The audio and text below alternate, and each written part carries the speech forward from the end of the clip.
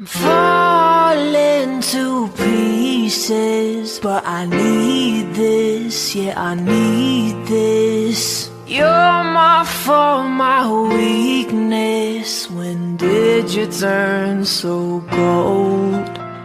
You cut me down to the bone, now you're done. Halo teman-teman semua, kembali lagi dengan kami kelompok 5. Teman-teman, pernahkah kalian mendengarkan istilah tentang cinta segitiga? Jika dipikir-pikir, cinta segitiga ini sangat menyakitkan, bukan? Tapi apa hubungannya ya sama segitiga? Yuk kita bahas! Ini adalah Rizky. Dia jatuh cinta terhadap sahabatnya sendiri, yaitu Bunga. Dan ini adalah Bunga. Dia hanya menganggap Rizky hanya sebagai teman, tidak lebih. Karena Bunga mencintai pemuda anak Bapak Kades yang bernama Ridwan. Ini dia Ridwan, yang ternyata tidak menyukai sifat Bunga. Dia lebih memilih jomblo daripada harus sama Bunga. Dan begitulah kisah cinta mereka yang merupakan kisah cinta segitiga. Tetapi kenapa sih dinamakan cinta segitiga? Bagaimana sih segitiga itu sebenarnya? Halo teman-teman semuanya, semoga kita tetap dalam keadaan baik-baik saja ya. Nah, hari ini kita akan membahas tentang segitiga. Kalian pasti sudah tidak sabar ya kan? Oke, mari kita gaskan. Nah, jadi teman-teman, segitiga itu adalah bangun datar yang dibatasi dengan adanya 3 buah sisi serta memiliki 3 buah titik sudut. Kemudian untuk alas dari segitiga adalah satu dari sisi suatu bangun segitiga.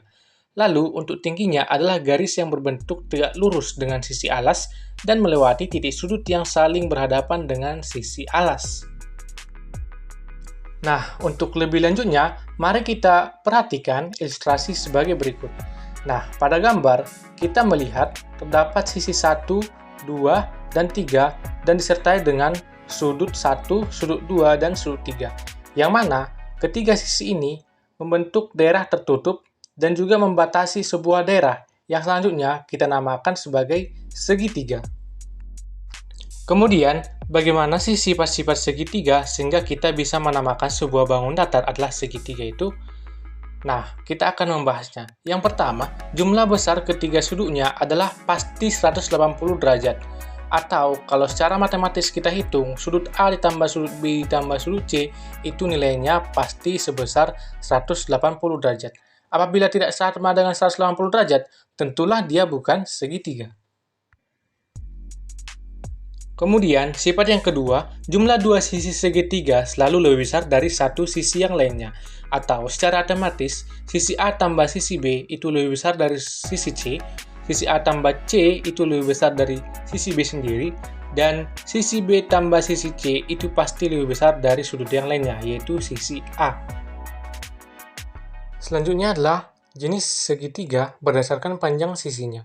Yang pertama adalah segitiga sama sisi. Nah, segitiga sama sisi yaitu segitiga yang ketiga sisinya sama panjang dan semua sudutnya juga sama besar, yaitu 60 derajat. Selanjutnya ada segitiga sama kaki, yang merupakan segitiga yang dua sisi diantaranya memiliki panjang yang sama, sehingga pada segi tersebut memiliki dua sudut yang sama besar. Dan yang terakhir adalah segitiga sembarang, di mana segitiga sembarang adalah segitiga yang ketiga sisinya tidak sama panjang dan sudut-sudutnya juga tidak sama besar. Selain berdasarkan sisinya, segitiga juga dibedakan berdasarkan sudutnya.